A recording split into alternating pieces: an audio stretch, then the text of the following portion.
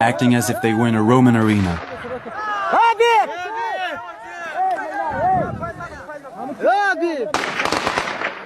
Suddenly, on the right-hand side of the picture, a Tommy gun appears from the foot of the tree.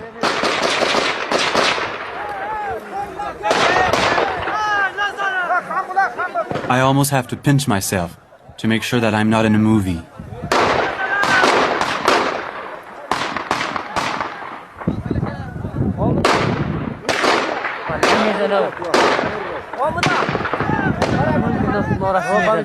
In my viewfinder, I see another Taliban in the background.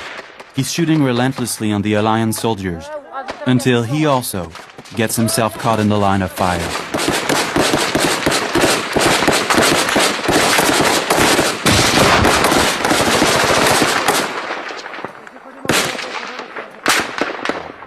To me, Akbar is a little like Robert Duvall in Apocalypse Now. A leader who is a little crazy, but charismatic, and who exposes himself when everyone else takes cover, and who puts a semblance of order in this chaos.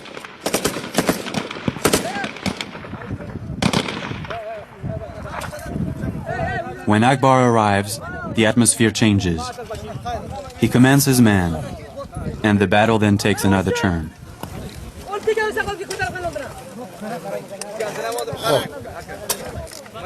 We barely had time to notice the field of dead bodies lying a few meters away from the battlefield. Yet they have been lying there for 48 hours. We just had to turn our heads.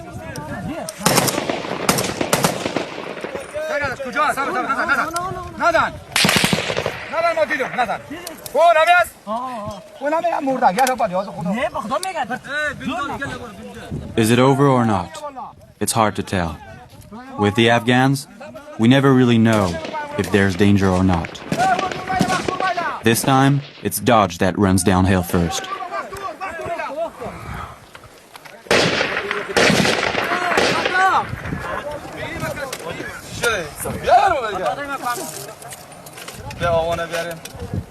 More and more soldiers move towards the courtyard. Regaining some confidence, I join Dodge.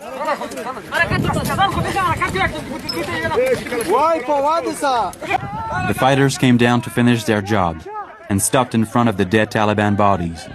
However, in this situation, Akbar loses his authority. There's no room for a leader.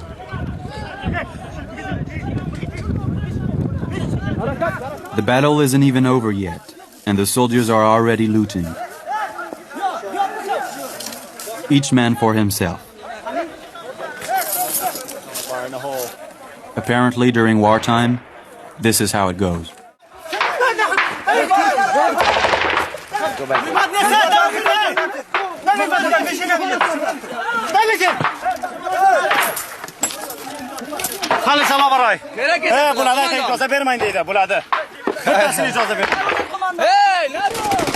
Back on the esplanade, I have the impression that it will never stop.